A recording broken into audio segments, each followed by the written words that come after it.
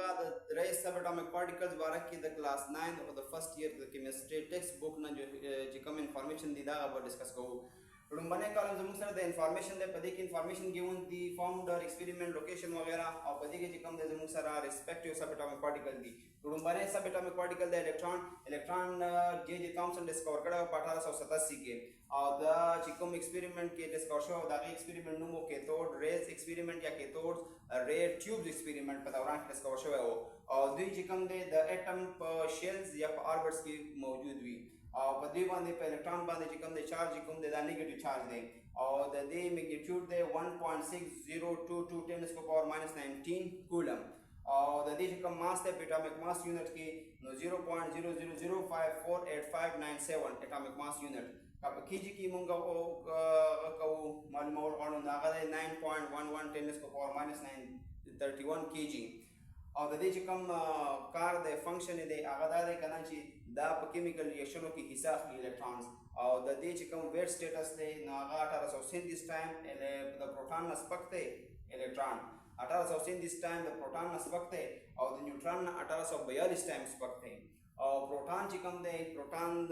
دا ډسکور کړو ای ګولډسټین په 1886 کې ډسکور کړو، او کینال ریز ایکسپریمنٹ یا کینال ریز ټیوب ایکسپریمنٹ دی دا وایي ټیفه د دې ایکسپریمنٹ په دې تجربه دوران کې ډسکور کړو،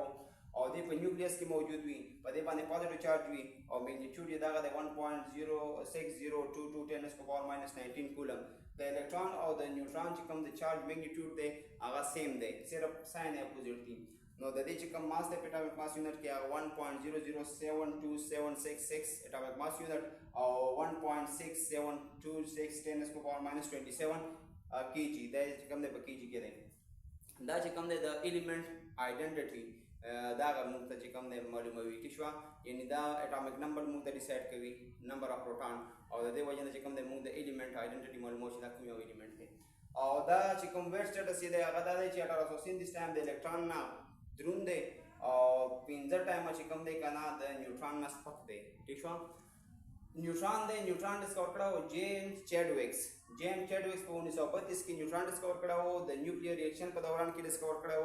دا په نیوکلیس کې موجود دی نیوټرون، په دې باندې څه چارج نشته، د نیوټرل پارټیکل دی، او د دې اټومیک ماس یونټ کې وزن دی 1.008664 اټومیک ماس یونټ، او په کیجی کې چې کوم دی 1.6749 10 to the power minus 27 kg. او د دې چې کوم فنکشن دی هغه دا دی چې د اټم سټیبیلیټي زیاتوي. د نیوکلیس کې چې کوم پروټون موجود دي د دوی په منځ کې ریپلسیو فورسز دي دا چې کوم دی مینیمایز کوي یا ختموي. او د دې ویټ سټیټس دی 1842 ټایم دی چې کوم دی درانه دي د الکترونو نه نیوټرون چې کوم دی یو نیوټرون 1842 ټایم دا دروند دی د الکترونز نه، او 15 ټایم چې کوم دی دا د پروټون نه دروند دی. نو امید لرم چې تاسو به پوه شوي وئ. د ډیټیل ډسکرپشن لپاره د کنسپټ کلیریفیکیشن لپاره په ډسکرپشن کې یو لینک دی، هغه لیکچر ته تاسو تللی شئ. تھینک یو.